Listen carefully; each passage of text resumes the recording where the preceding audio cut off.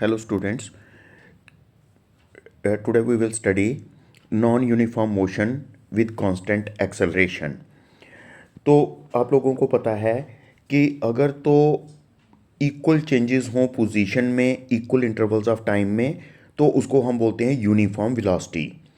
लेकिन अगर वेलोसिटी में चेंजेस आ जाएं विद रेस्पेक्ट टू टाइम, अगर वेलोसिटी चेंज हो जाए विद रेस्पेक्ट टू टाइम तो उसको हम बोल देते हैं नॉन यूनिफॉर्म मोशन।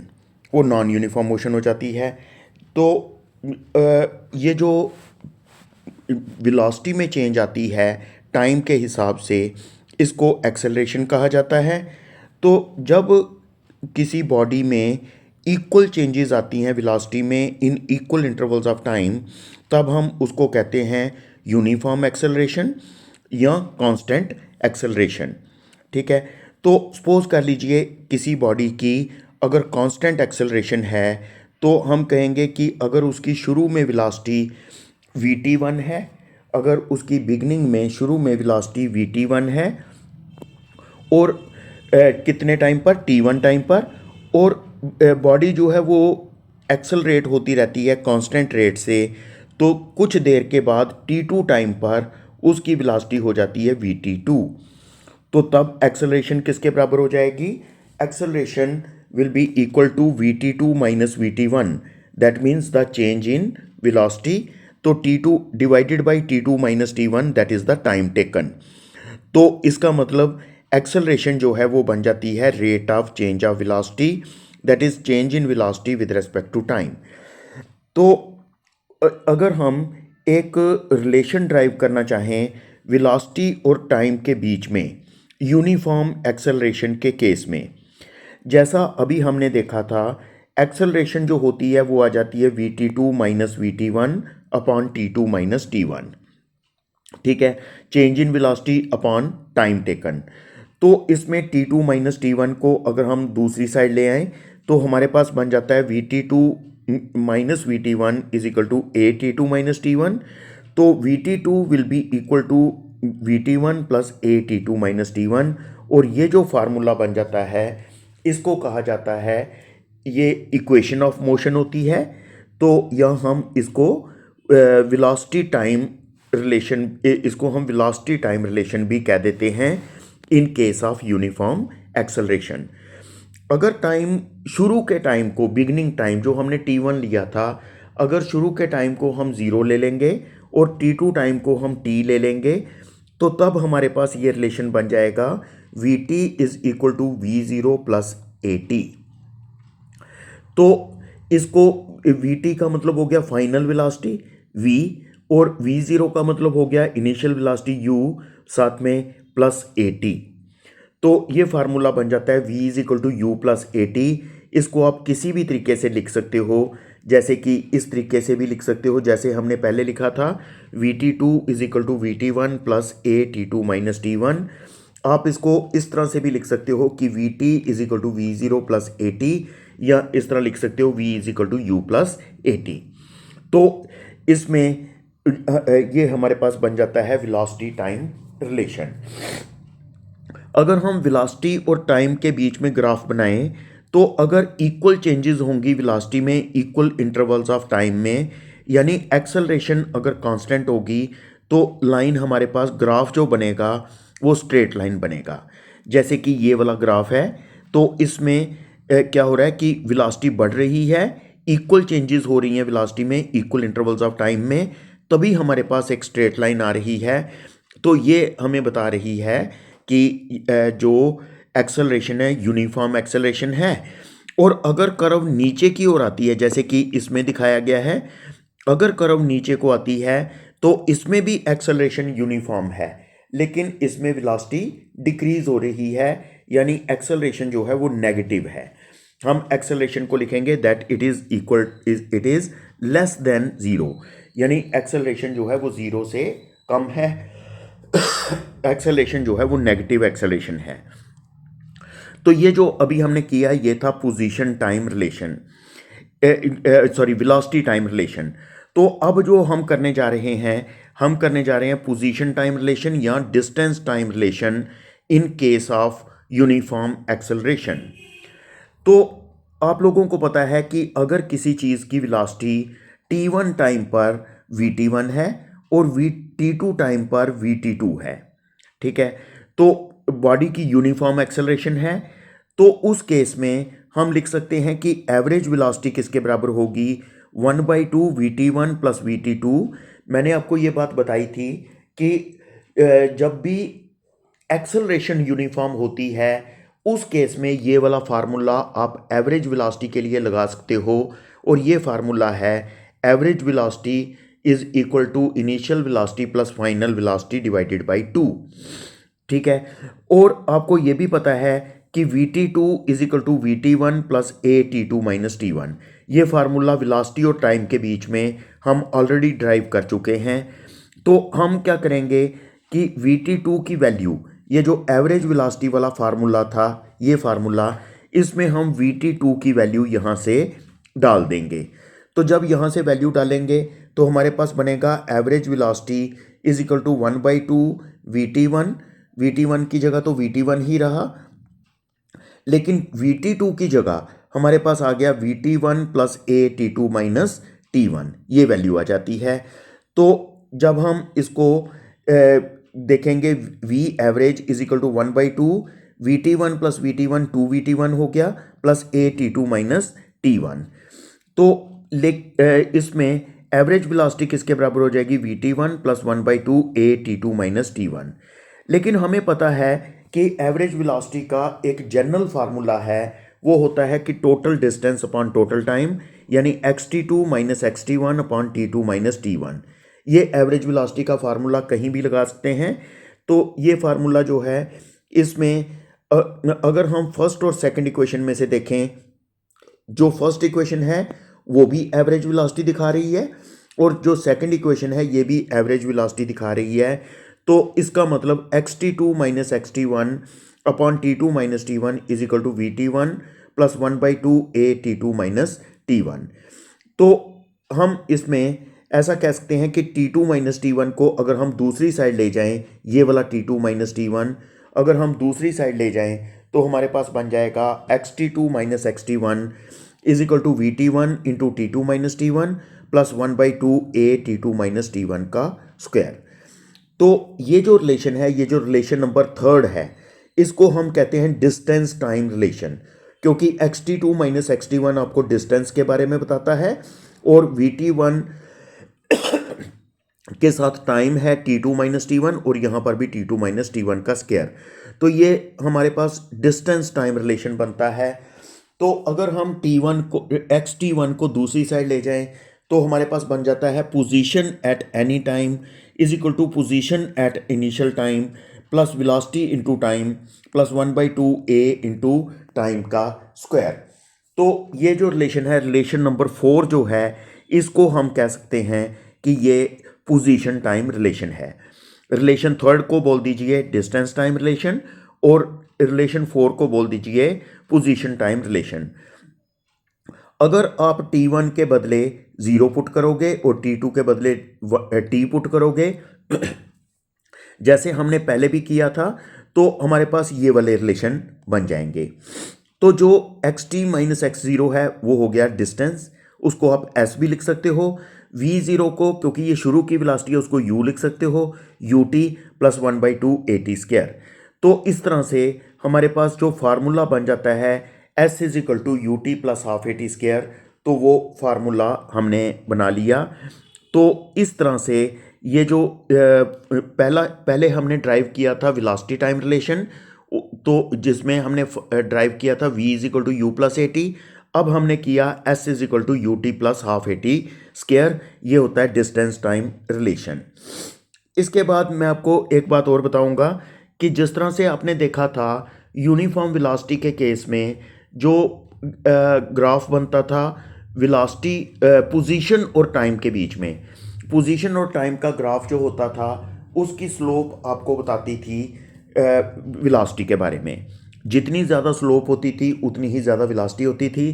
तो इसी तरह से यूनिफॉर्म एक्सेलरेशन के केस में जब हम टाइम और वेलोसिटी के बीच में ग्राफ बनाते हैं उसकी स्लोप हमें बताती है एक्सेलरेशन के बारे में। तो चलिए हम ग्राफ बना लेते हैं। एक तरफ टाइम रख लेते हैं, एक तरफ वेलोसिटी रख ली। तो टाइम और वेलोसिटी के बीच में ये हमारे पास मान लीजिए ग्राफ बन गया। ये जो ए बी ग्राफ है, ये हमारे पास जो डार्क लाइन बनी हुई है, ये ग्राफ बन गया किस किस के बीच में, वेलोसिटी और टाइम के बीच में।